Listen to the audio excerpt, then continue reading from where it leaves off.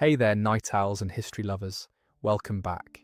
Tonight, we're diving into something truly unsettling, something that'll make you grateful for modern plumbing and antibiotics.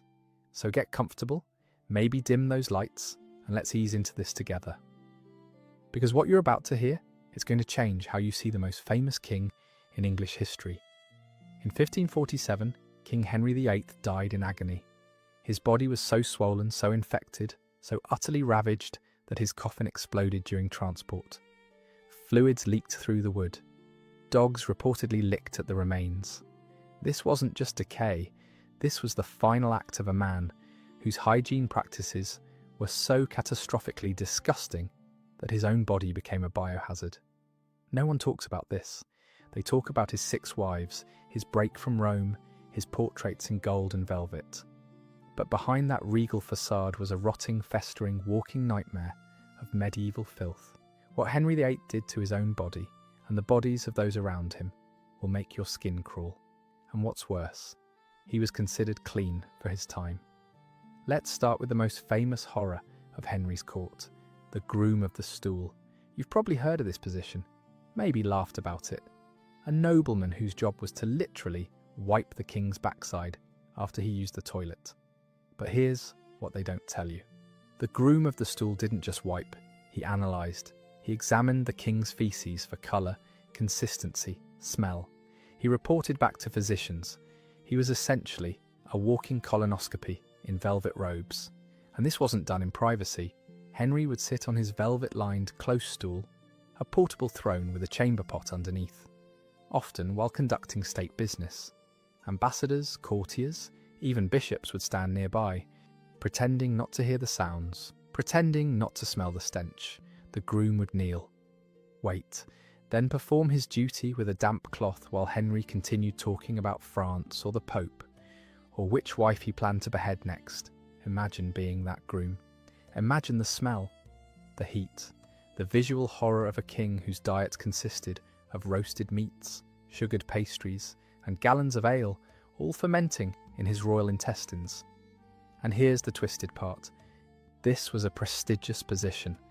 The groom of the stool had the king's ear, literally. He had access, influence, power. But he also had feces under his fingernails.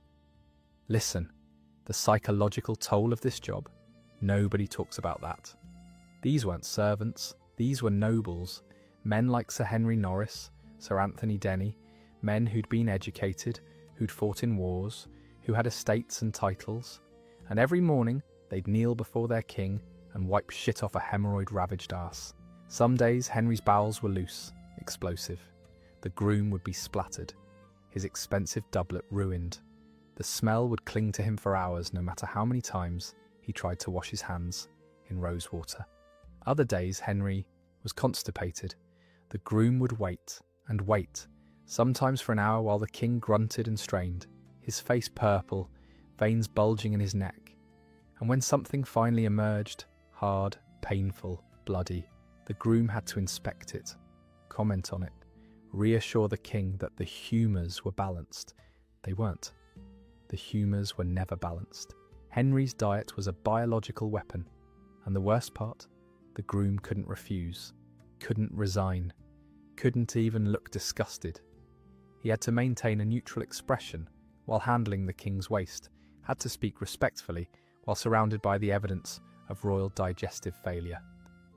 One groom, according to court whispers, developed a nervous twitch. His hands would shake uncontrollably during meals. Another took to drinking heavily before his shifts, which only made the king suspicious.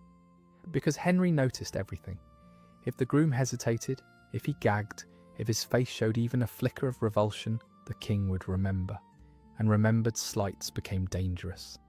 Henry's hemorrhoids, which we'll get to, made this job even more unbearable.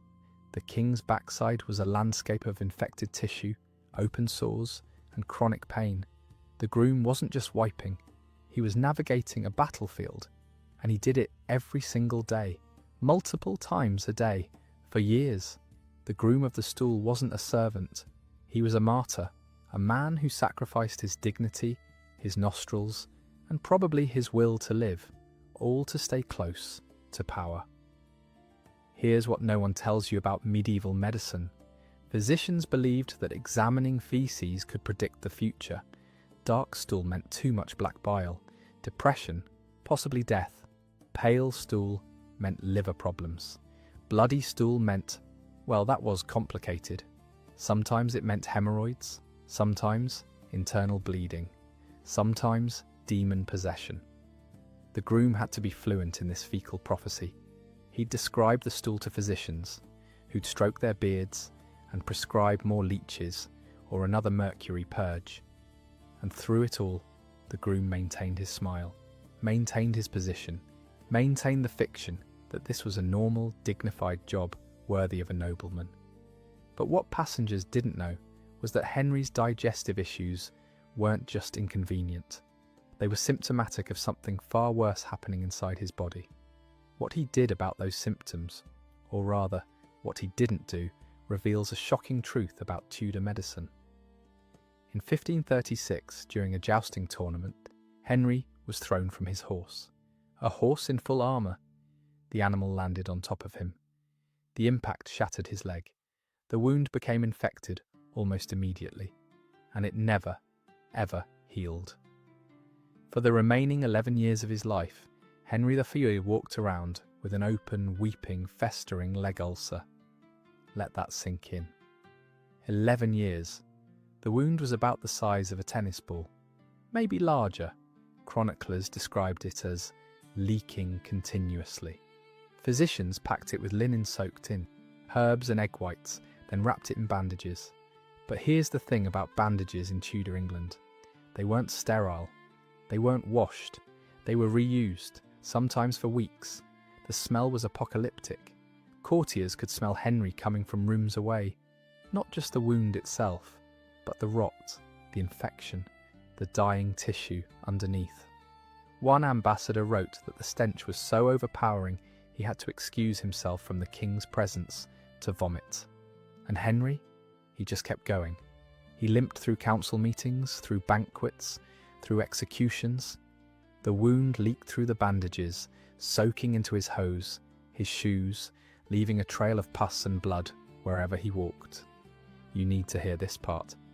The servants who handled Henry's leg bandages had one of the worst jobs in the palace. They'd unwrap the putrid cloths, trying not to breathe, trying not to look too closely at what came off with them. Sometimes chunks of dead tissue would stick to the bandages, grey, necrotic flesh that had to be peeled away. The servants would burn these bandages immediately, but the smell would linger in their clothes, their hair, their nightmares. Fresh bandages would be prepared. Linen strips soaked in a mixture of egg whites, turpentine, and whatever herbs the physician believed would draw out the corruption. Rose petals for their scent, comfrey for healing. Sometimes ground up pearls because expensive ingredients must work better, right? They didn't. The servants would wrap the leg as gently as possible, but Henry would still wince, still curse, still threaten to have them whipped if they weren't careful. They'd tie the bandages tight enough to hold, but not so tight they cut off circulation. A delicate balance when dealing with an increasingly unstable king. And within hours, the bandages would be soaked through again. Fresh pus, fresh blood. The cycle never ended. Occasionally, the wound would close, and physicians would celebrate, but then Henry's body would poison itself. The infection trapped inside would cause fevers, delirium, rage, so they'd reopen the wound on purpose with a hot iron to let the bad humours out. Imagine the scene. The king, already in agony, being held down while a red-hot poker was pressed into his festering leg. The smell of burning flesh, the screaming, the certainty that this was medicine. The poker would be heated in the fireplace until it glowed orange. The physician would test it on a piece of wood. If it sizzled, it was ready. Then he'd approach the king, who'd be held down by 4 strong men. Henry's hands would grip the chair arms. His knuckles would turn white, and then the searing. The flesh would bubble. Steam would rise. The infection would literally boil. Henry's screams would echo through the palace, and courtiers in distant rooms would wince and pour another cup of wine. Afterward, Henry would be pale, sweating, shaking. But the physicians would nod approvingly. "The corruption has been expelled, Your Majesty." It hadn't. It never was. And it didn't work, obviously, because the wound would just start leaking again. The cycle continued, open, infected, closed, poisoned, reopened, infected, for over a decade. But what Henry didn't realise was that this leg wound wasn't just a physical problem. It was rotting his personality, his mind, his entire court from the inside out. However, even more disturbing is what modern doctors believe that wound actually was. Modern physicians who've studied Henry's case believe his leg wound wasn't just a surface injury. They think it was osteomyelitis, a bone infection. And if you've never heard of osteomyelitis, consider yourself lucky. It's one of the most painful, most persistent infections a human can endure. The bacteria don't just attack flesh. They burrow into the bone itself. They eat it, hollow it out, turn it into crumbling, rotting calcium. And in Tudor England, there was no cure, no antibiotics, no surgical debridement, just suffering. Endless, relentless suffering. The infection likely started in the marrow of Henry's femur or tibia. From there it spread through the bone, creating pockets of pus, fragments of dead tissue, and eventually, fistulas, tunnels through which the infection leaked to the surface. That's what courtiers were smelling.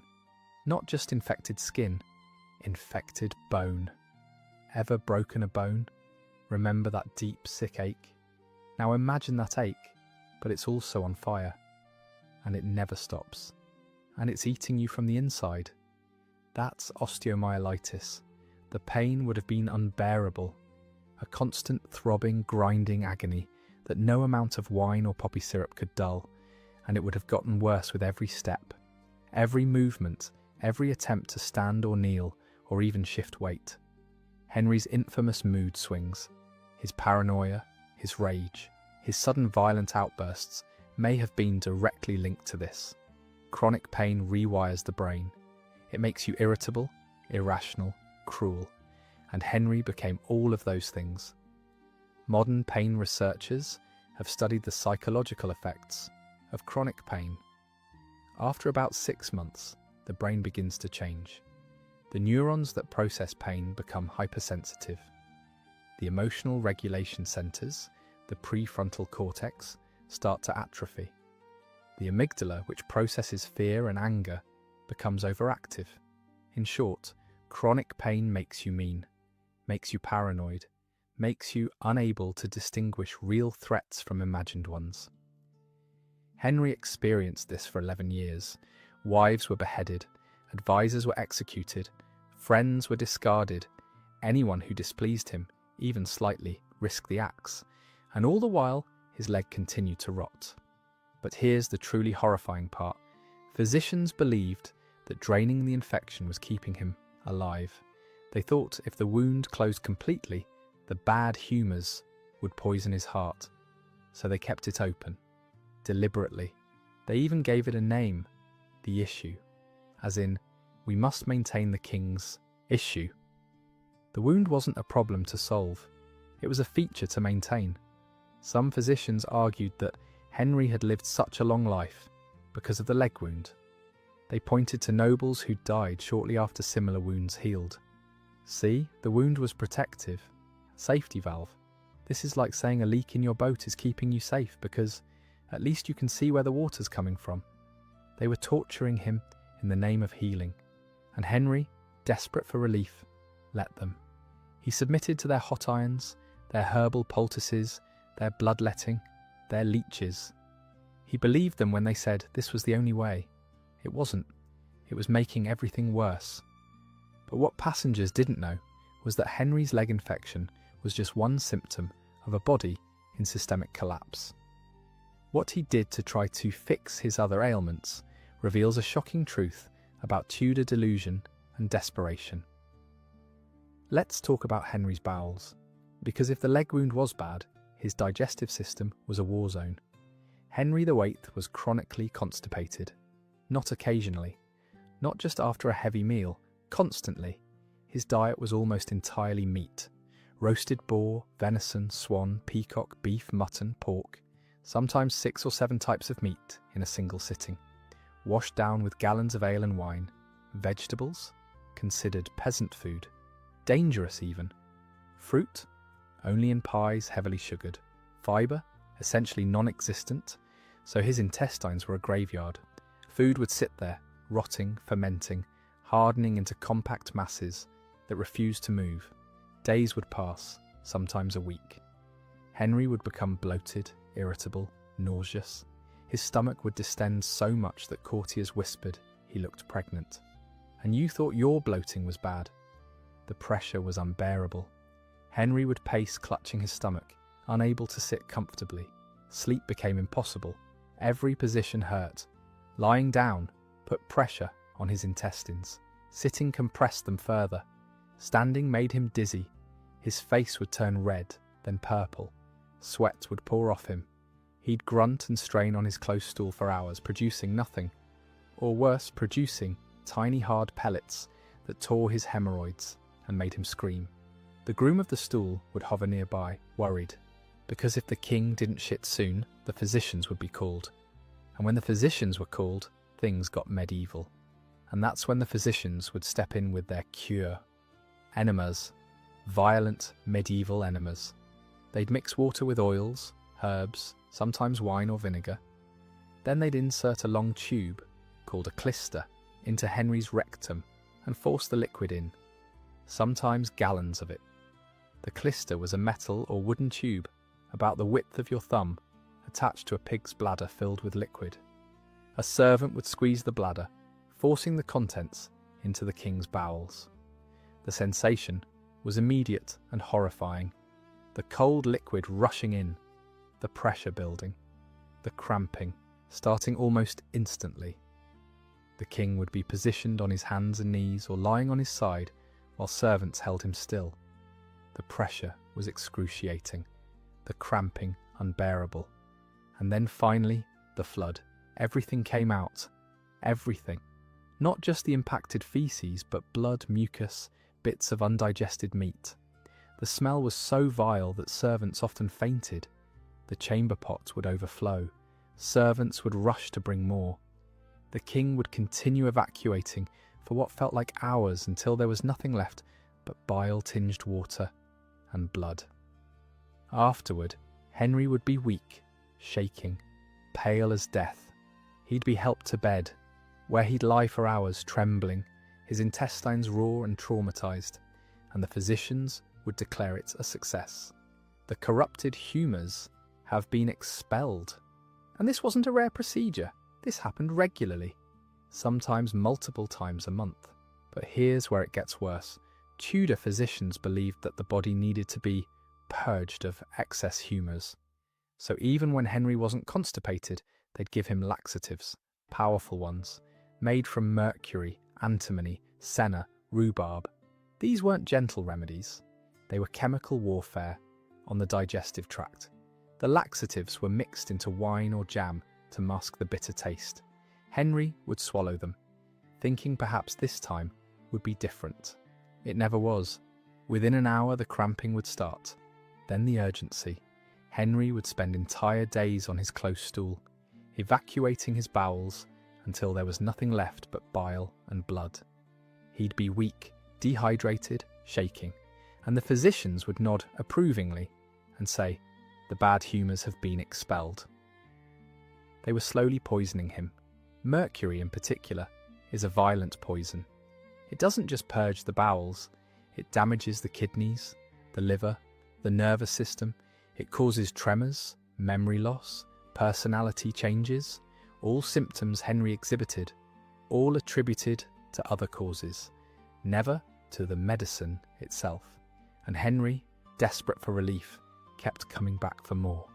What he didn't realise was that every purge weakened his intestines. Every enema damaged the delicate lining of his colon. Every laxative made his constipation worse in the long run. He was trapped in a cycle of suffering, and the only people who could help him were the ones making it worse. Here's what they didn't tell you. Some servants kept count. One recorded that Henry underwent enemas no less than 40 times in a single year. Another noted that the king's close stool was emptied 8 or 9 times daily during purge weeks, 8 or 9 times daily for weeks. His body couldn't absorb nutrients, couldn't maintain hydration, couldn't heal because it was constantly under assault. But what passengers didn't know was that Henry's digestive agony was compounded by another horror lurking just beneath the surface. What his physicians discovered during one particularly brutal examination reveals a shocking truth about the king's collapsing body. If you thought Henry's constipation was bad, let me introduce you to the inevitable consequence. Hemorrhoids, not small ones, not the occasional flare-up you might treat with a cream from the pharmacy. We're talking swollen, engorged, bleeding masses of tissue that made sitting, standing, and existing a living hell. Henry's hemorrhoids were so severe that they're mentioned in multiple court documents. Physicians reported them as grievous and most painful to the king's person. And remember, this is Tudor England. People didn't complain about pain unless it was unbearable. Henry was a warrior king, a man who jousted, hunted, fought. If he was complaining, the pain was beyond description. Hemorrhoids occur when the veins around the rectum and anus become swollen and inflamed. Chronic constipation makes them worse. Straining makes them worse. And medieval treatments? They made them catastrophically worse. Tudor physicians had several approaches to hemorrhoids, none of them good. First, bloodletting near the anus. They believed that draining blood from the area would reduce swelling, so they take a lancet, a small sharp blade, and cut into the hemorrhoids themselves.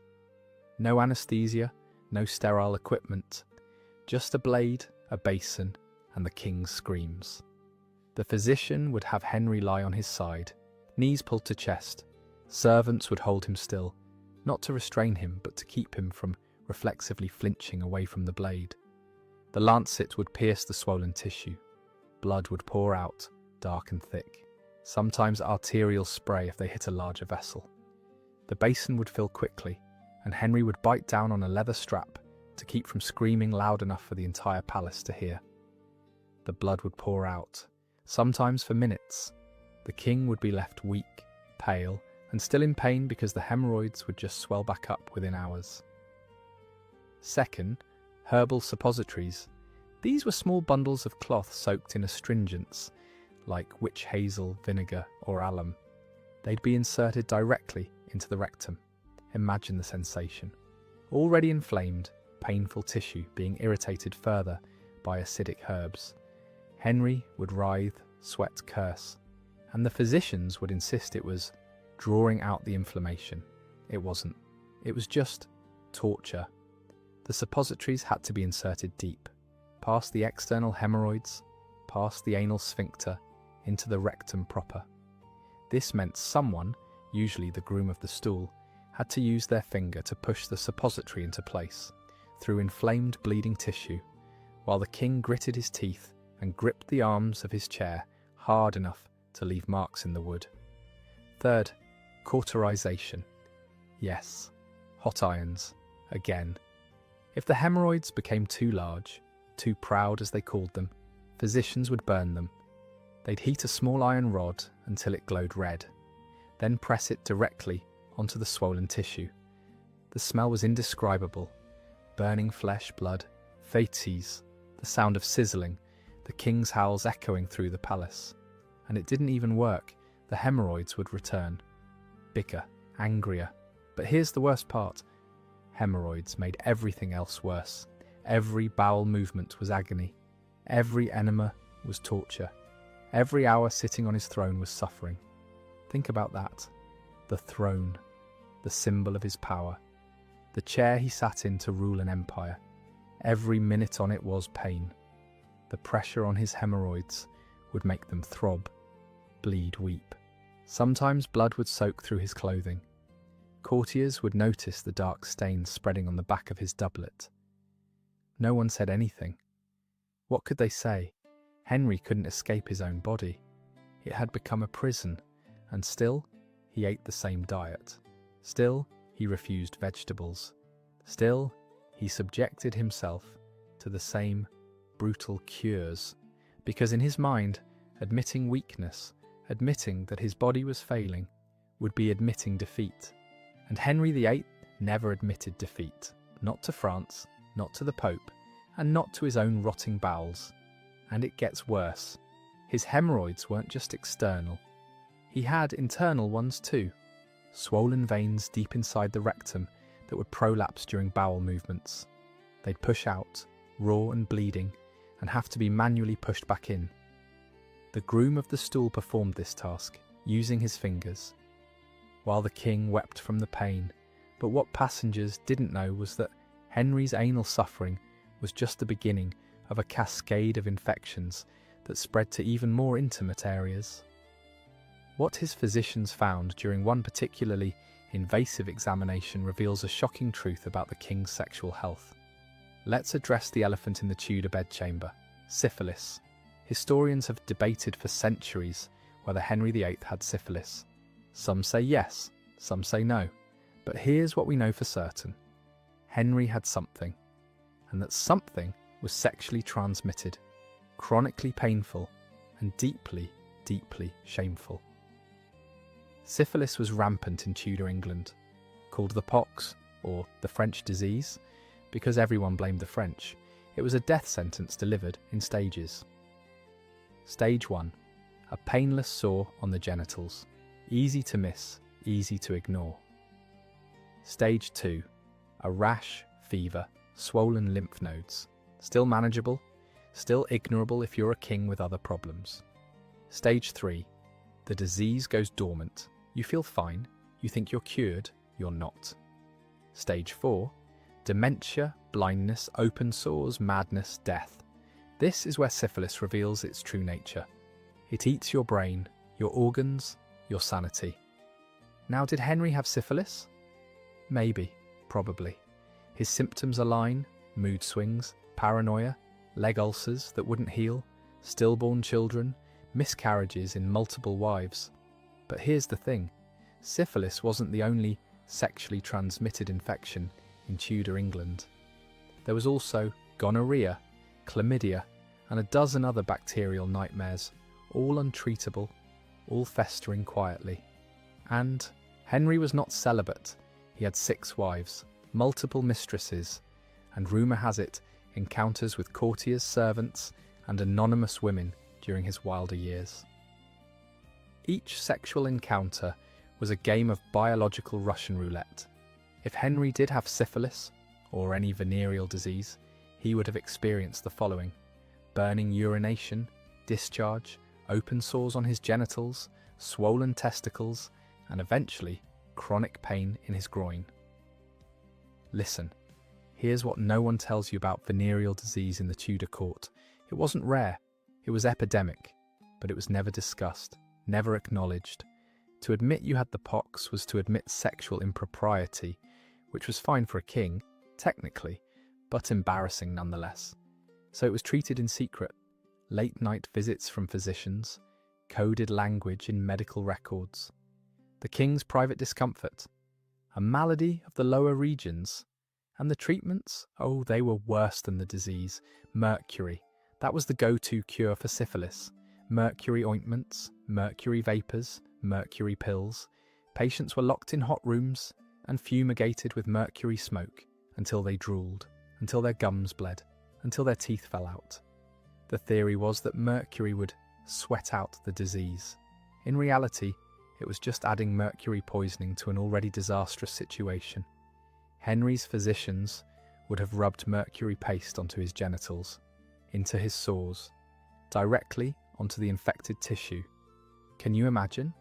The burning, the chemical searing, the humiliation of lying there exposed while physicians examined his most intimate areas and declared the infection stubborn. The mercury paste had the consistency of thick mud, grey, metallic smelling, cold to the touch. It would be applied liberally, coating the entire genital area, then covered with linen bandages to encourage absorption. Henry would have to wear this for hours, sometimes days. The mercury would burn, not like fire, like acid, a slow chemical burning that intensified over time. And if the mercury didn't work, and it never did, they'd try bloodletting, leeches applied directly to the groin, or worse, cutting the infected areas and draining them manually. Imagine leeches on your genitals, their mouths latching onto the most sensitive skin on your body, their bodies swelling with blood, the sensation of them moving, feeding, dropping off when they were full. Henry endured this multiple times, while physicians assured him that the corrupt blood was being removed. There's no record of Henry ever publicly acknowledging a venereal disease, but there are whispers, cryptic references in letters, physicians who were sworn to secrecy, sudden disappearances of mistresses who might have known too much. And here's the kicker: if Henry did have syphilis, he likely spread it to his wives, to his lovers, to anyone unlucky enough to share his bed.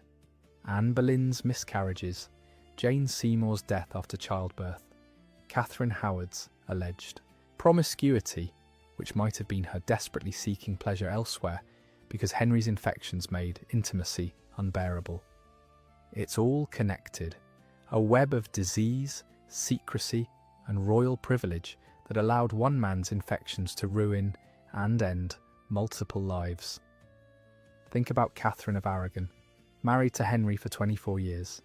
She had multiple miscarriages, stillbirths, only one surviving child. Was it age, incompatibility? Or was it syphilis, passed from husband to wife, killing their children before they could be born? We'll never know for certain, but the pattern is there. Every wife, every pregnancy, every tragedy. But what passengers didn't know was that Henry's potential venereal diseases were just one thread in a tapestry of genital horror. What he did to maintain his virility reveals a shocking truth about Tudor masculinity and medical delusion. Henry VIII was desperate to be seen as virile, powerful, the ultimate man, but by his 40s his body was betraying him. The leg wound, the weight gain, the infections, and worst of all, erectile dysfunction. This wasn't just a physical issue. This was a crisis of kingship. A king who couldn't perform in bed couldn't produce heirs, and a king without heirs was a kingdom in chaos. So Henry turned to aphrodisiacs, and Tudor aphrodisiacs were creative. First there were the dietary solutions, oysters of course, but also roasted sparrow brains, pulverized rhino horn imported at astronomical cost, and powdered deer antlers mixed into wine. Henry consumed these religiously. Pounds of oysters, vials of powdered horn. He'd drink concoctions that tasted like mud and metal, all in the desperate hope that his body would cooperate. It didn't. The sparrow brain preparation was particularly revolting. The tiny skulls would be cracked open, the brains scooped out with a small spoon, then roasted with butter and herbs. They'd be served on toast or mixed into eggs. Henry would eat them at breakfast, a dozen tiny brains. The texture like wet, grainy paste. The taste unmentionable. But he'd force them down because some ancient text claimed sparrows were lustful birds, and their brains would transfer that lust. They didn't. So physicians escalated. They recommended warming herbs, ginger, cinnamon, cloves. These were mixed into everything, his food, his drink, even applied topically. Yes, topically, on his genitals. Imagine the scene. The king lying back while a physician rubs a paste of ginger and oil onto his penis. The burning sensation, the itching, the humiliation. The paste would be warm, almost hot. The ginger would activate, creating a tingling that quickly became burning. Henry's eyes would water. He'd grit his teeth, and the physician would nod approvingly.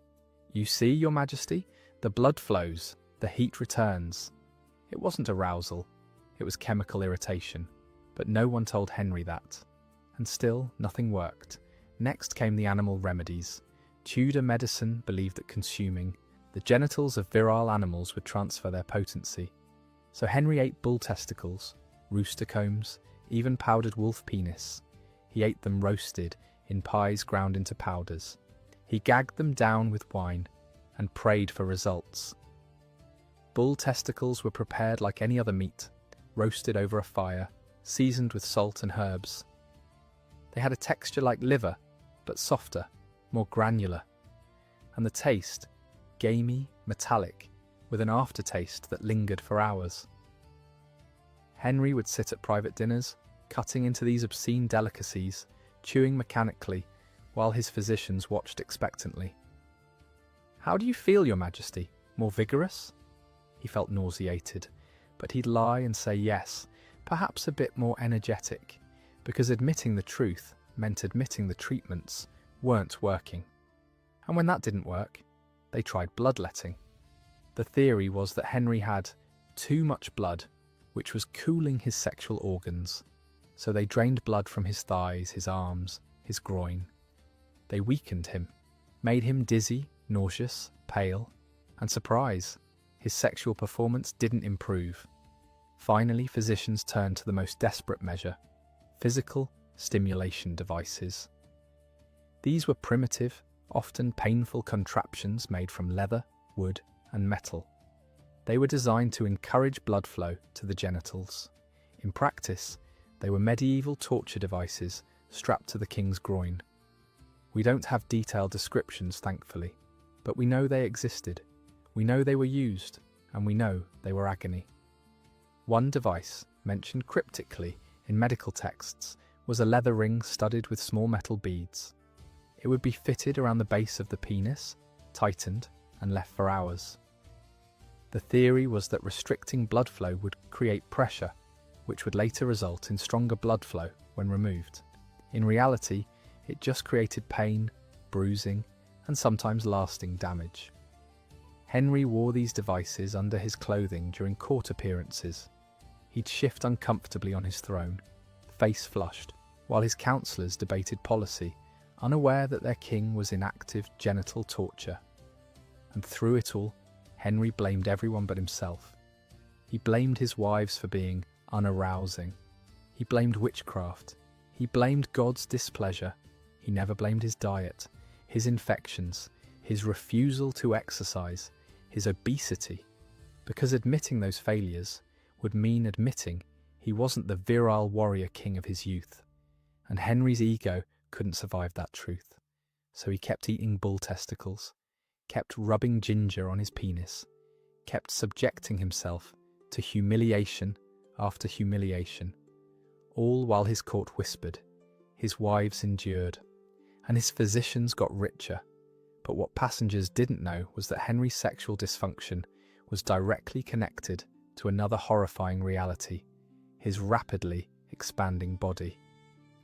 What he refused to acknowledge about his weight gain reveals a shocking truth about royal denial. In his youth, Henry VIII was an athlete, tall, muscular, broad-shouldered. Portraits show a handsome, vigorous king who jousted, hunted, and danced until dawn. By his death, he weighed close to 400 pounds. His waist measured 52 inches. He couldn't walk without assistance. He had to be carried upstairs by servants using a specially designed chair. This didn't happen overnight, but it happened fast. After the 1536 jousting accident, Henry stopped exercising. His leg made movement painful, so he stopped moving. But he didn't stop eating. Tudor royal feasts were legendary. Dozens of courses, roasted meats, pies stuffed with birds stuffed with other birds, sugar sculptures, marzipan castles. A single meal could contain 5,000 calories, and Henry ate like this twice a day. Breakfast, cold meats, bread, ale. Lunch, multiple roasted animals, pies, pastries, gallons of wine. Dinner, more of the same, plus sweet courses dripping with honey and cream. And between meals, snacks, constant snacks, marchpane, almond paste, sugared fruits, nuts, cheese. A typical lunch for Henry. Roasted swan, stuffed peacock, venison pie, beef in gravy, mutton chops, 3 different fish dishes, even on non-fast days, cheese course, fruit tart, sugar sculptures, and Hippocras spiced sweet wine. He wouldn't just taste these, he'd eat full portions of each. His stomach stretched to accommodate the volume. His body, desperate for nutrients it wasn't getting, would signal for more food, and he'd eat more. His physicians told him to cut back. He ignored them. His advisors hinted that his size was becoming concerning. He had them dismissed, because Henry's appetite wasn't just about food. It was about power. Consumption was control. Every feast, every excess, every overflowing plate was a demonstration that he could have whatever he wanted, whenever he wanted, even if it was killing him. As his weight ballooned, so did his health problems. Sleep apnea developed. Henry would stop breathing in his sleep, sometimes for terrifying stretches. Servants were instructed to wake him if he stopped snoring because silence meant he wasn't breathing. They'd hover outside his bedchamber at night, listening. The snoring would be thunderous, wet, rattling, punctuated by gasps and chokes. Then silence, 30 seconds, 45, a minute, and a servant would rush in, shake the king awake. Henry would jolt upright, gasping, eyes wide, convinced he was dying, which he was, slowly. Every night, his heart strained under the load. He'd become short of breath after just a few steps. His face would turn purple. He'd gasp like a drowning man, and his legs, already damaged by the jousting injury, were now supporting hundreds of pounds they were never designed to carry. The pressure caused varicose veins, swelling, and eventually more ulcers. His ankles disappeared into folds of swollen flesh. His calves were always discoloured, purple and red, signs of poor circulation. Sometimes the skin would crack from the pressure, weeping clear fluid that had nowhere else to go. But the worst part, Henry couldn't see it, or rather, he refused to see it. Portraits were commissioned to make him look slimmer, more regal. His clothes were specially tailored to hide the bulges, and anyone who dared suggest he was too large risked their head. Henry's denial was absolute. In his mind, he was still the athletic prince of his youth. The fact that he couldn't fit through doorways, couldn't mount a horse without a crane, couldn't see his own feet, none of that mattered. Because acknowledging his obesity would mean acknowledging his mortality. And Henry refused to be mortal. He was a king. Kings didn't die from eating too much. Kings died gloriously in battle or peacefully in their sleep. They didn't suffocate slowly under the weight of their own bodies. But what passengers didn't know was that Henry's obesity was creating another catastrophic problem. His body couldn't regulate its own temperature. What happened during his final summers reveals a shocking truth about sweat, infection, and royal rot. Let's talk about Henry's smell. Because by the end of his life, the king reeked. Not just a little, not needs a bath level. We're talking eye-watering, gag-inducing, leave the room immediately stench. The sources for this are surprisingly direct. Ambassadors wrote home about the noisome odour surrounding the king. Courtiers complained, in private of course, that being summoned to Henry's presence was an assault on the senses. One French diplomat described it as the smell of rotting flesh and sour milk, mixed with something far worse. That something far worse was a combination of factors, all festering together in one royal package. First, the leg ulcer. That wound leaked constantly. Pus, blood, necrotic tissue. The bandages absorbed some of it, but not all. Not nearly all. Second, the obesity. Henry's body had developed deep folds of fat, and in Tudor England, with no regular bathing, those folds became breeding grounds for bacteria, yeast, and fungal infections. The sweat would accumulate in those creases, between his thighs, under his belly, in his armpits, and it would just stay there, festering, mixing with dead skin cells, oils, bacteria. The result was a smell unlike anything you can imagine. Sour, putrid, overwhelming. Third, his clothes. Henry wore layers, multiple layers, linen undergarments, wool doublets, velvet robes, fur cloaks, and none of it was washed, ever. Tudor laundry practices didn't involve washing clothes in the modern sense.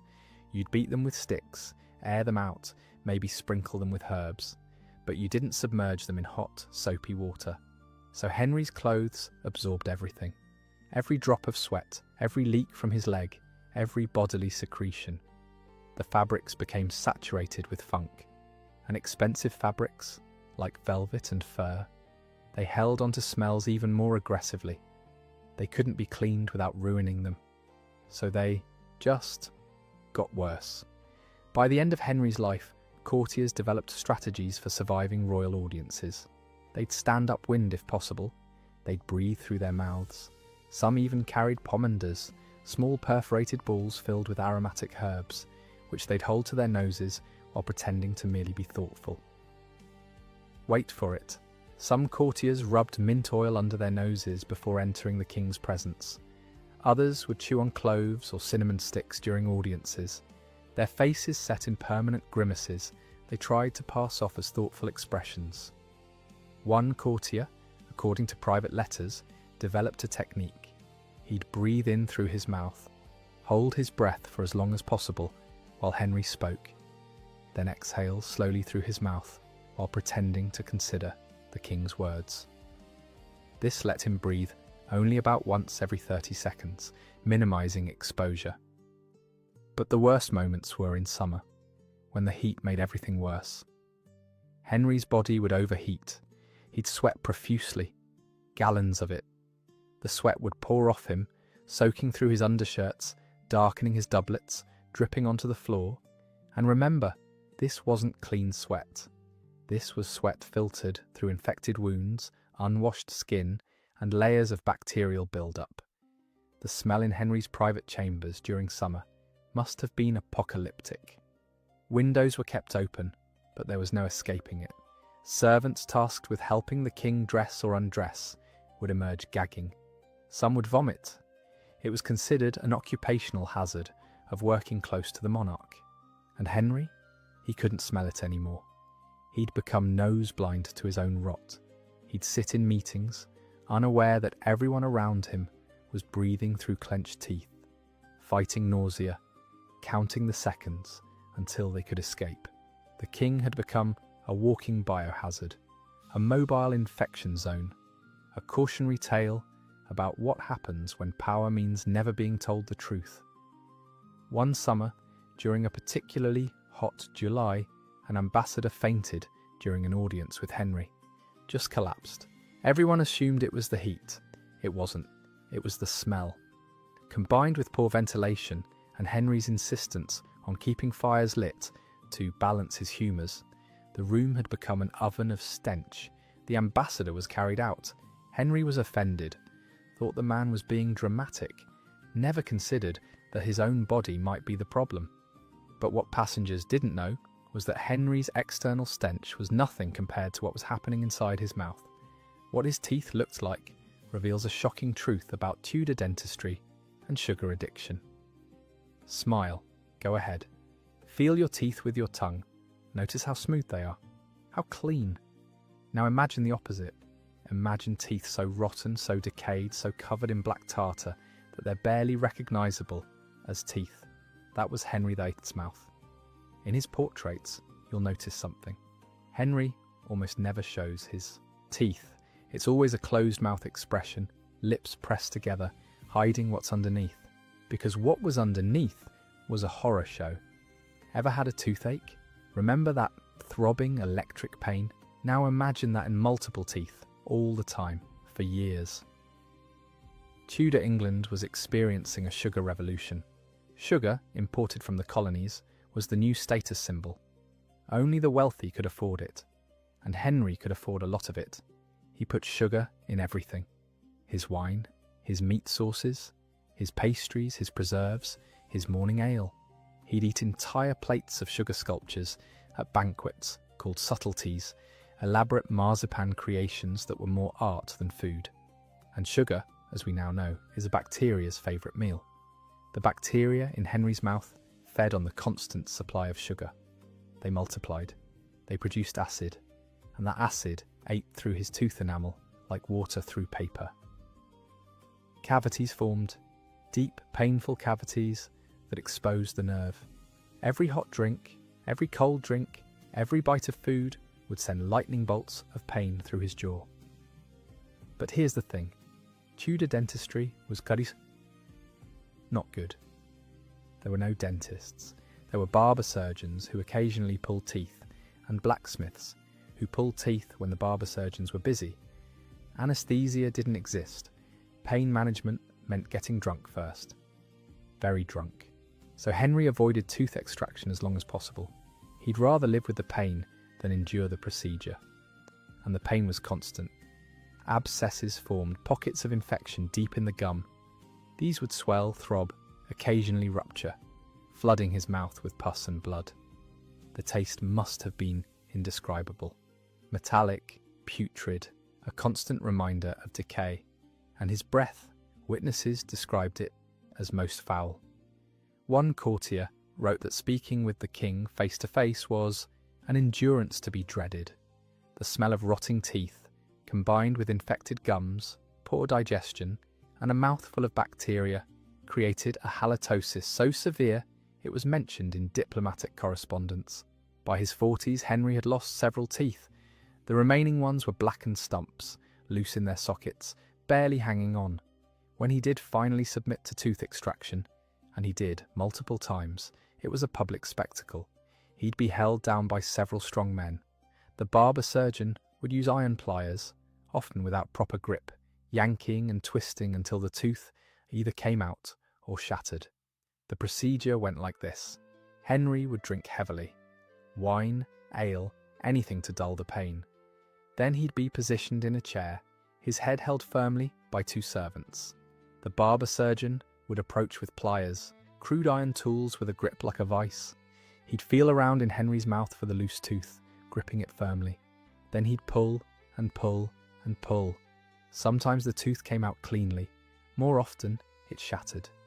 Pieces would remain embedded in the gum, creating splinters of infected tooth that would fester for months. Henry would scream. Blood would pour from his mouth. The taste of iron and infection would flood his tongue. And when it was finally over, he'd be given wine to cleanse the wound. Sometimes pieces of tooth would remain embedded in the gum, causing infections that lasted months. And still Henry kept eating sugar, kept drinking sweetened wine, kept destroying his teeth while his physicians nodded and blamed bad humours. His mouth became a graveyard, a testament to excess, denial, and the consequences of power unchecked by reality. Because no one could tell the king his breath smelled like death. No one could force him to cut back on sugar. No one could save him from himself. He was rotting from the inside out, and everyone could smell it. But what passengers didn't know was that Henry's dental nightmare was just one symptom of a deeper crisis. His entire head was a battlefield of infection. What his physicians discovered in his ears and sinuses reveals a shocking truth about the king's constant agony. By his 50s, Henry VIII was going deaf. Not completely, but enough that courtiers had to raise their voices. Enough that he'd mishear conversations, grow paranoid, accuse people of whispering about him. And he wasn't wrong to be paranoid. They were whispering. Because Henry's hearing loss came with a visible, disturbing symptom: discharge. His ears leaked, constantly. Ever had water stuck in your ear? Remember that muffled, pressured feeling? Now imagine that water is pus, and it's been there for months. That's what Henry lived with. It started as a mild annoyance, a bit of moisture, a strange pressure. But over time it became an infection, chronic, painful, and impossible to cure. Tudor physicians called it running ear.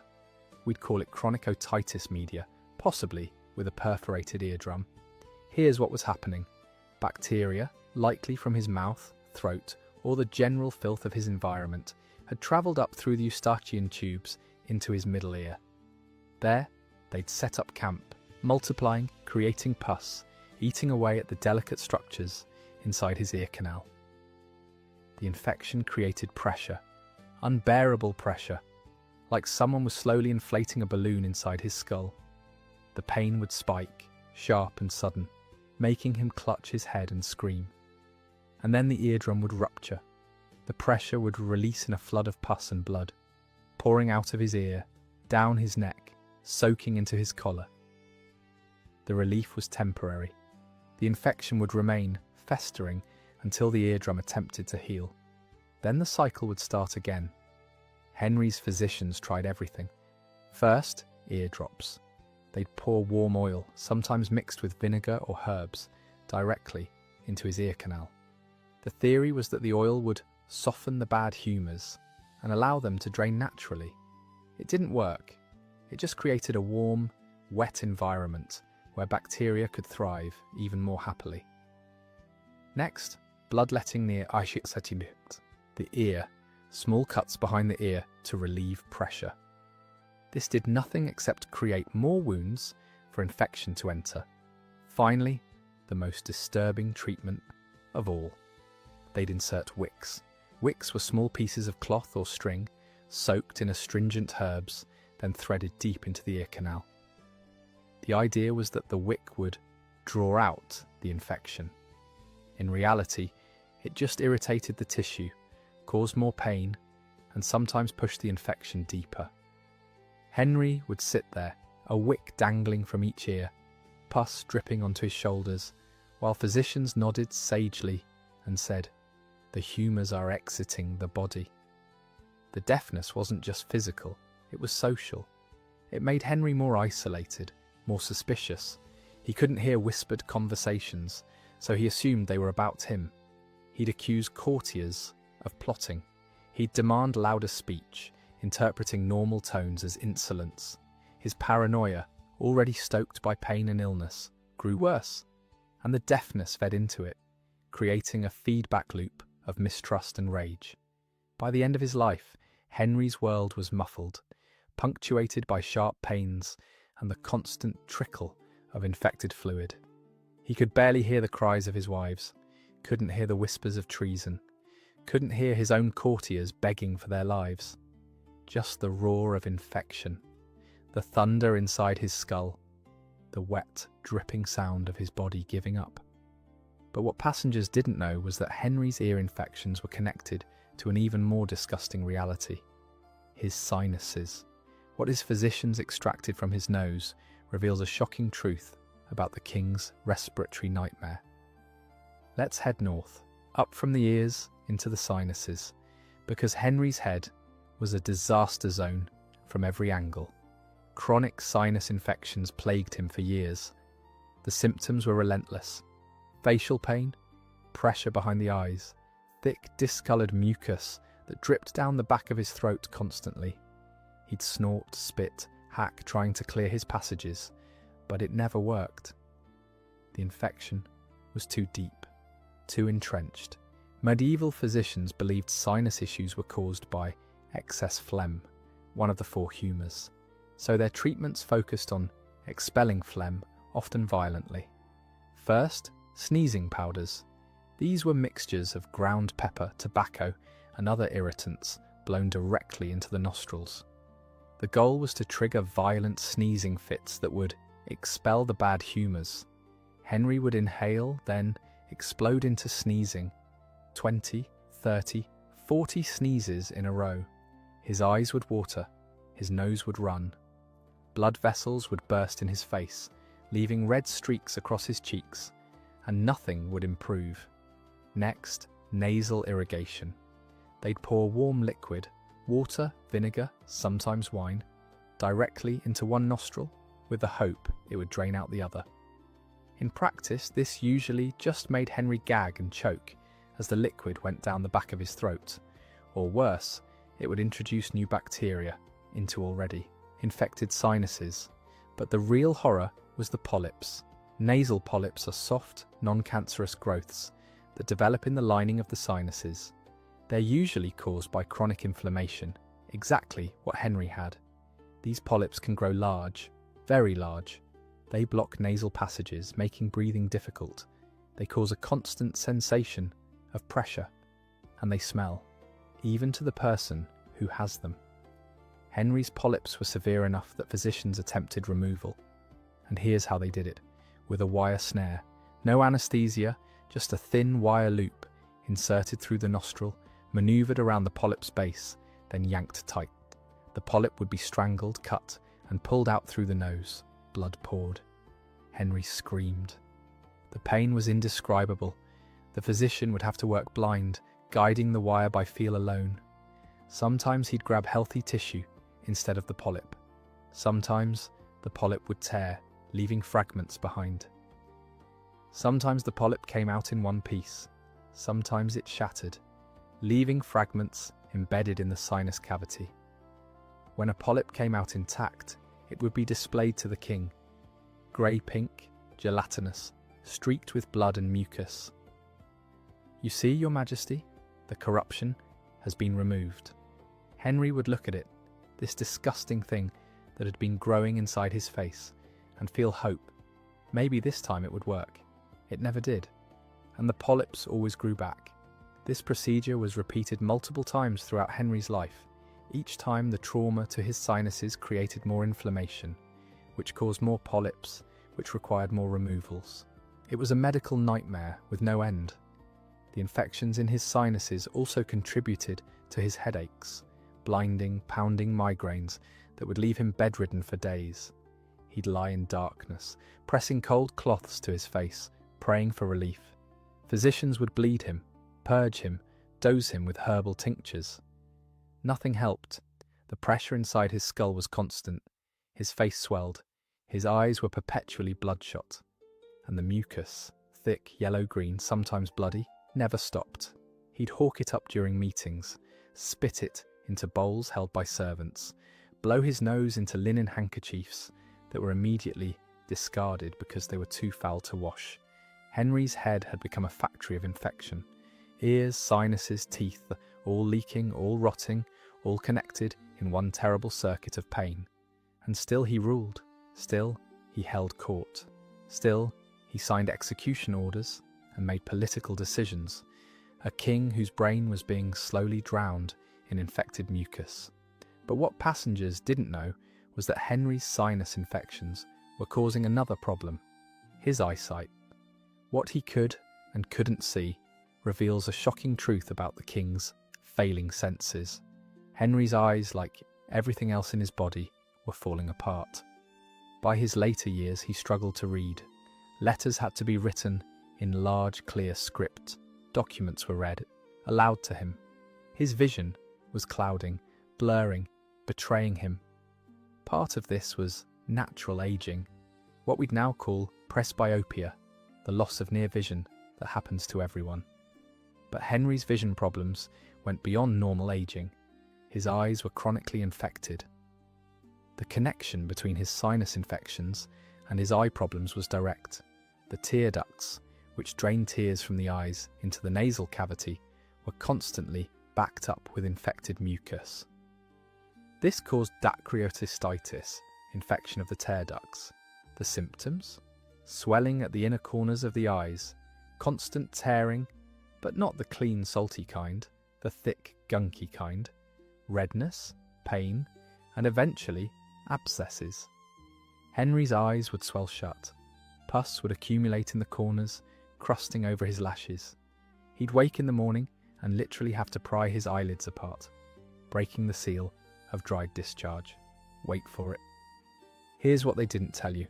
Sometimes Henry's eyes would be sealed so completely that servants had to soak his face with warm water for several minutes before he could open them. He'd sit there, blind, helpless, while servants dabbed at his eyes with wet cloths, slowly dissolving the crust. The King of England, unable to see his own hands, dependent on servants to give him back his vision every morning. And Tudor treatments, predictably terrible. Physicians would lance the blocked tear ducts. Using a small knife, they'd cut into the swollen area to drain the infection manually. No numbing, just a blade and a king who'd learned to endure. The pus would drain, the swelling would temporarily reduce, and within days the infection would return. They also tried eye drops made from distilled rosewater, egg whites, and sometimes breast milk. The theory was that these gentle substances would soothe the eye without causing harm. In practice, they did nothing, or worse, introduced new bacteria. Henry's failing vision had serious consequences. He couldn't hunt effectively anymore, one of his few remaining pleasures. He couldn't read his own correspondence without assistance. He had to trust others to relay information accurately. And for a paranoid king, that was intolerable. He'd accuse secretaries of lying, of hiding information, of deliberately misreading documents to deceive him. His inability to see became another source of rage, another weapon his mind used against him. The world was literally going dark, and there was nothing anyone could do. But what passengers didn't know was that Henry's physical deterioration was creating a final, horrifying problem. His skin. What his body looked like beneath the royal robes reveals a shocking truth about decay in motion. Let's talk about Henry's skin. Because beneath the velvet and fur, beneath the jewelled doublets and ermine cloaks, Henry's body was covered in sores. Not just a leg ulcer, not just the hemorrhoids. We're talking full-body eruptions. Boils appeared regularly. These painful, pus-filled lumps would develop on his back, his neck, his buttocks. They'd start as small bumps, then swell to the size of walnuts, throbbing with infection. When they burst, and they always burst eventually, they'd release a flood of pus and blood, soaking into his undergarments, creating new stains, new smells, new horrors for the servants who had to handle his laundry. Carbuncles were even worse. These are clusters of boils, merged together into one massive infection site. They'd appear on Henry's shoulders, his lower back, anywhere the friction of his clothing and the pressure of his weight created perfect conditions for bacteria. The pain was intense. Carbuncles burrowed deep, infecting not just the skin, but the tissue underneath. They create cavities of pus that have to be drained. And once again, Tudor medicine had a solution. Lancing. A physician would heat a blade, then cut into the carbuncle, creating an opening for the pus to escape. The king would grit his teeth, maybe grip the arms of his chair, while the infection poured out. Sometimes, the cavity was so deep that the physician had to pack it with cloth to keep it draining. This cloth would be left in place for days, slowly pulled out as the infection cleared, except the infection never fully cleared. New boils would appear, new carbuncles would form. Henry's skin was a battlefield, and the bacteria were winning. His obesity made everything worse. The folds of fat rubbed together, creating friction, heat, moisture, perfect conditions for yeast and bacterial infections. He developed intrigo, raw inflamed rashes in the creases of his body, under his arms, between his thighs, beneath his belly. These rashes would crack, bleed, ooze, and you thought your rash was bad. The intrigo was particularly horrific under Henry's belly. The massive fold of fat would trap sweat, bacteria, dead skin cells. The rash would develop, red and angry. Then it would crack, deep fissures in the skin that wept clear fluid and blood. The pain was constant. Any movement would pull on the cracked skin. Walking, sitting, even breathing deeply would cause fresh splits. And the smell from these infected folds was its own unique horror. Not quite like the leg wound, not quite like the hemorrhoids. Something else, something fungal and sweet and utterly repulsive. Servants tried to manage it with powders, oils, and herbal poultices, but nothing stopped the progression. Henry's skin had become paper-thin in some places, thickened and leathery in others, scars from old infections layered over new ones. His body was a map of suffering, every mark a battle fought and lost, and he couldn't hide it, not from himself, not from the servants who dressed him, not from the physicians who examined him. He'd look down at his own body, swollen, scarred, leaking, and see the truth his courtiers wouldn't speak. He was rotting, actively, visibly rotting while still alive. But what passengers didn't know was that Henry's skin infections were symptoms of a much larger problem, his body's complete inability to heal itself. What modern doctors believe was happening inside his bloodstream reveals a shocking truth about systemic infection. Here's where it all comes together. The leg ulcer, the boils, the sinus infections, the hemorrhoids, the dental abscesses, every single one of these was a potential entry point for bacteria into Henry's bloodstream. And in Tudor England, once bacteria entered the blood, you were on borrowed time.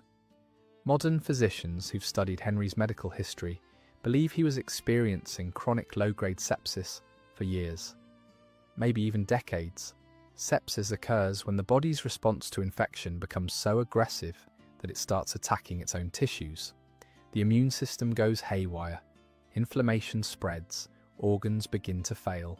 Symptoms include fever, rapid heartbeat, confusion, extreme fatigue, and eventually, septic shock and death. Henry experienced many of these symptoms regularly. His fevers were documented, his rages and paranoia, possibly exacerbated by confusion and delirium. His exhaustion was so severe that he'd sometimes sleep for 15 or 16 hours straight. But here's the thing about chronic sepsis. It's a slow burn. It doesn't kill you in days. It kills you over years, degrading your body system by system until there's nothing left. And that's exactly what happened to Henry. Every infection, every boil, every abscess was releasing bacteria into his blood. His immune system, already weakened by obesity, poor diet, and chronic illness, couldn't keep up. His organs began to fail. His kidneys struggled to filter toxins. His liver became enlarged and sluggish. His heart, forced to pump blood through hundreds of pounds of tissue, began to falter. And Tudor physicians had no concept of this. They didn't understand infection on a microscopic level. They didn't know about bacteria, about sepsis, about the cascading failures happening inside the king's body. They just saw symptoms: fever, bleed him; confusion, purge him; fatigue, more leeches. Every treatment made things worse. Every bloodletting weakened his immune system further. Every purge dehydrated him, stressing his kidneys. Henry was being slowly killed by the very people trying to save him. And he knew something was wrong. He could feel it, the constant exhaustion, the way his body didn't bounce back anymore, the infections that never fully healed. But admitting systemic failure would mean admitting he was dying. And Henry refused, so he kept eating, kept demanding treatments, kept raging at the world for his body's betrayal, while his blood turned to poison, while his organs shut down, while his body consumed itself from within. But what passengers didn't know was that Henry's medical nightmare had one final grotesque chapter: his death. What happened to his body in those final days reveals a shocking truth about the consequences of a lifetime of filth. January 1547. Henry, fate is dying. Everyone knows it. He knows it. But the king refuses to acknowledge it publicly. To speak of the king's death is treason.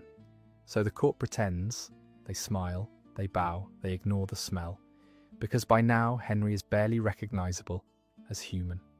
His body has swollen to monstrous proportions, not just fat, fluid. His heart, failing under the strain of years of abuse, can no longer pump efficiently. Fluid accumulates in his tissues. His legs swell to the size of tree trunks. His face puffs until his features blur. The leg ulcer, which had occasionally closed in previous years, is now permanently open. A gaping wound leaking continuously. The infection has spread deep into the bone, into the muscle. The smell is so overwhelming that servants have to rotate out of his chamber every few minutes. He can't walk, can't stand, can barely sit upright.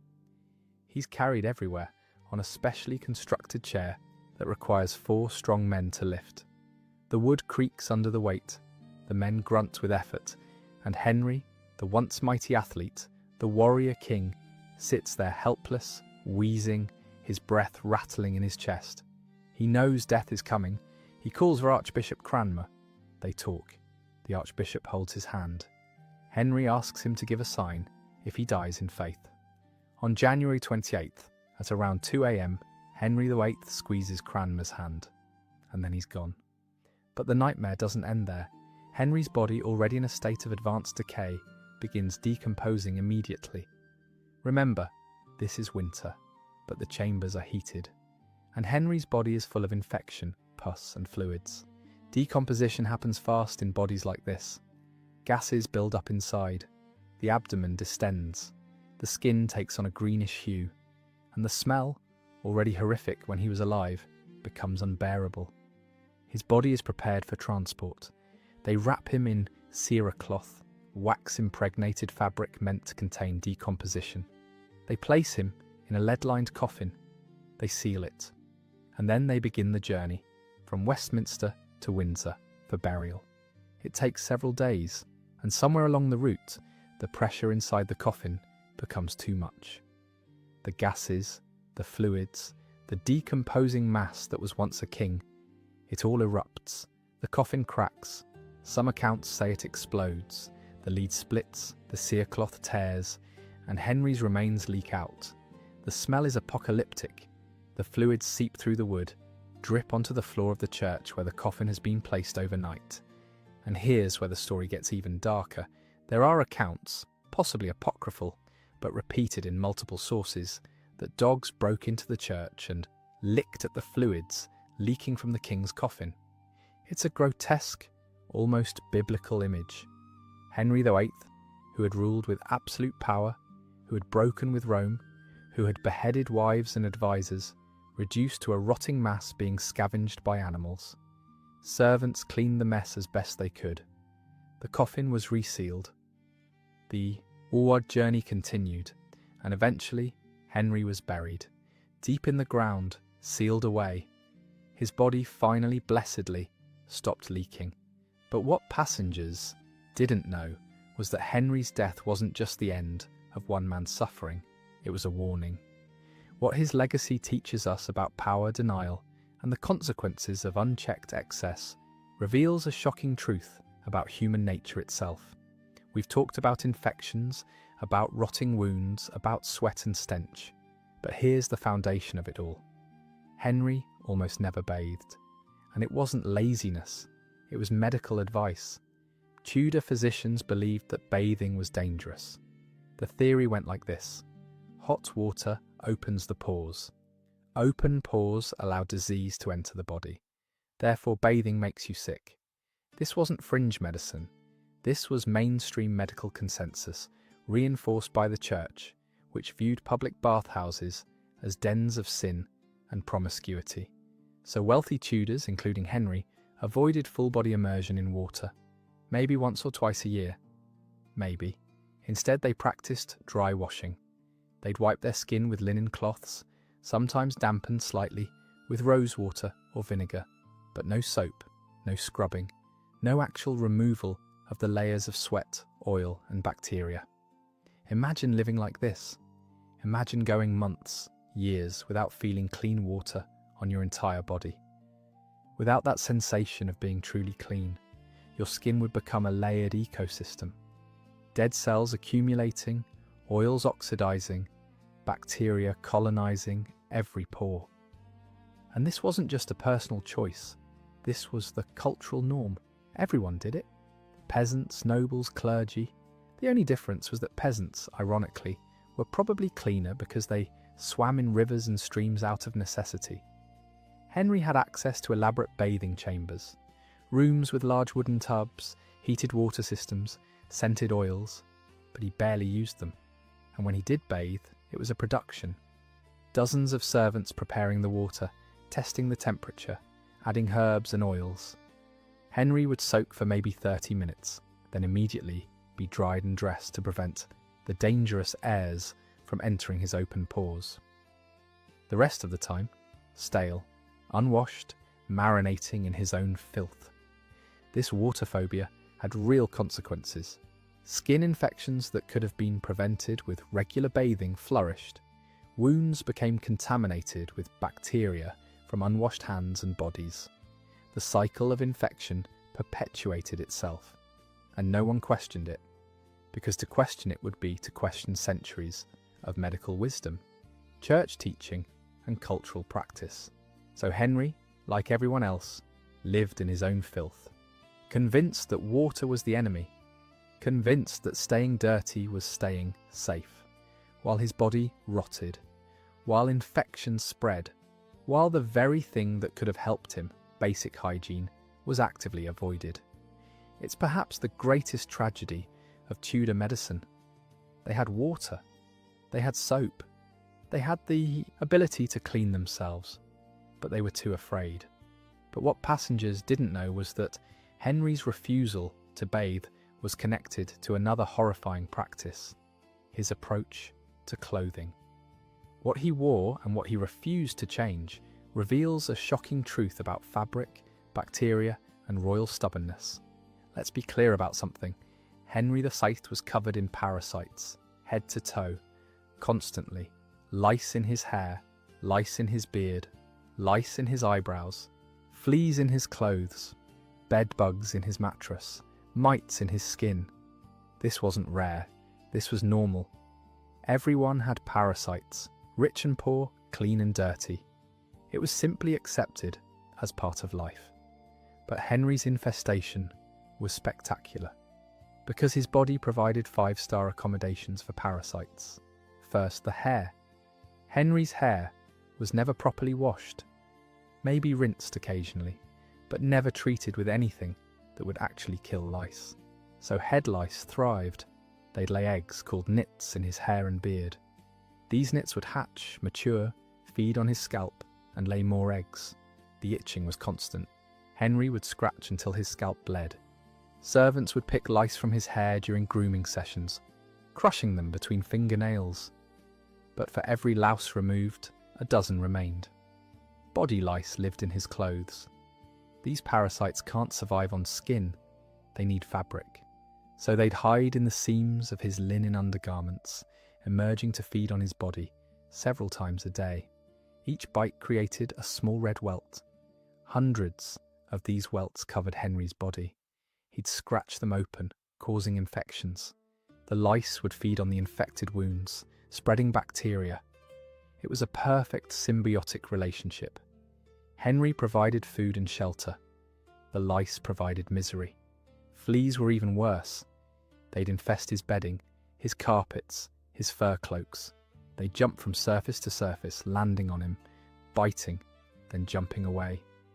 Flea bites itch intensely, and unlike lice, fleas can transmit diseases: plague, typhus, tularemia. Every flea was a potential death sentence. But here's the thing, people didn't understand disease transmission. They didn't know that fleas carried plague. They didn't know that lice could spread typhus. They just knew they itched, and everyone itched, so it wasn't worth worrying about. Tudor attempts at parasite control were pathetic. They'd sprinkle herbs like lavender and wormwood in clothing and bedding. These herbs smell nice. They do absolutely nothing to kill lice or fleas. Some people wore flea furs, strips of fur meant to attract fleas away from the body. The idea was that fleas would prefer the fur to human skin. They didn't. Fleas are opportunists. They'll bite whatever's available. And bed bugs, forget it. Tudor beds were wooden frames with rope mesh, topped with straw-stuffed mattresses. Perfect hiding places for bed bugs, which would emerge at night to feed on sleeping humans. Henry would wake up covered in new bites. His servants would wake up covered in new bites. The entire court was a mobile insect colony, and no one thought this was a problem. It was just life. You itched, you scratched, you occasionally found a louse and crushed it, and then you went about your day. Except Henry's day involved ruling an empire, making life and death decisions, negotiating with foreign powers, all while being slowly drained by parasites and driven mad by itching. His famous irritability, at least partially explained by constant, relentless, inescapable itching. Try concentrating on diplomatic negotiations when body lice are feeding on your torso. Try remaining patient when fleas are biting your ankles and there's nothing you can do about it. You can't. No one can. And Henry didn't. He'd snap, he'd rage, he'd order executions for minor offences because his body was a prison of itching, pain and parasitic invasion. And still, he never bathed, never properly washed his clothes, never took the steps that might have actually helped. Because in Tudor England, those steps didn't exist. The knowledge didn't exist. The infrastructure didn't exist. So Henry suffered, and so did everyone around him. But what passengers didn't know was that Henry's parasite infestation was connected to one final disgusting practice: his attitude toward cleanliness itself. What he believed about hygiene reveals a shocking truth about royal pride and willful ignorance. Here's the twisted core of Henry's hygiene philosophy. He believed cleanliness was beneath him, not explicitly, not stated outright, but embedded in the culture of Tudor aristocracy was the belief that excessive concern with hygiene was common, peasant-like, unroyal. Real nobles had servants to handle the dirty work. Real nobles wore expensive fabrics and jewels that distracted from any filth underneath. Real nobles didn't concern themselves with something as mundane as washing. Henry embodied this perfectly. He had hundreds of servants whose entire jobs revolved around managing his body. Grooms to wipe him, servants to dress him, physicians to treat him, laundresses to handle his linens. But he never took personal responsibility for his own hygiene. That would be admitting that he, the king, was subject to the same bodily functions as commoners. And Henry's ego couldn't handle that. When foreign ambassadors commented on English customs, polite code for "you people smell terrible," Henry bristled. How dare they? He was anointed by God. His body was sacred. Any suggestion that he was dirty was an attack on his divine right to rule. This attitude filtered down through the court. Courtiers competed to show how little they cared about hygiene. To be too clean was to be trying too hard, to be insecure, to be new money. Old money, true nobility, could afford to stink. And the church reinforced this. Cleanliness of the soul mattered. Cleanliness of the body was vain, worldly, even sinful. Saints were praised for their filthiness, for embracing bodily, all-come mortification. Henry wasn't a saint, but he was convinced of his own righteousness, and in his mind, his body's decay was irrelevant. It was his soul that mattered, except, of course, when his body's decay prevented him from walking, eating, thinking, or ruling effectively. But by then, it was too late. The damage was done. Decades of neglect, compounded by bad medicine and worse advice, had created a body in systemic collapse. And Henry, stubborn to the end, refused to admit that maybe, just maybe, some basic hygiene might have helped. Because that would mean admitting weakness, admitting humanity, admitting that a king's body could fail just like anyone else's. And Henry VIII never admitted defeat, not to France, not to the Pope, not to his wives, and not to the bacteria consuming him from within. So what do we learn from Henry VIII's disgusting hygiene practices? That power doesn't protect you from biology. That wealth can't buy cleanliness if you refuse to pursue it. That ego, stubbornness, and cultural norms can turn a preventable problem into a life-destroying catastrophe. Henry's story is grotesque, but it's also weirdly relevant. We laugh at Tudor hygiene, we cringe at their medical practices, we thank whatever gods we worship that we live in an age of antibiotics and indoor plumbing. But we still make the same mistakes. We ignore medical advice we don't like. We prioritise comfort over health. We let pride prevent us from seeking help. Henry's infected leg, that's the smoker who refuses to quit. His obesity, that's the person who knows they need to change their diet but doesn't. His festering wounds, that's anyone who ignores a health problem until it becomes a crisis. The details are different, but the pattern is the same. Henry VIII had everything: power, wealth, resources, access to the best, such as it was, medicine of his time. And he died at 55, swollen, infected, rotting, leaking, in agony, because he couldn't admit he needed to change. So tonight, as you lie in your clean bed, in your climate-controlled room, with your indoor plumbing and your antibiotics and your toothbrush, maybe think about Henry. Think about what happens when pride trumps reality, when cultural norms override common sense, when power means never being told the truth. And maybe, just maybe, take a shower. Because history's greatest lesson might just be this: even kings have to wash their arse. Sweet dreams.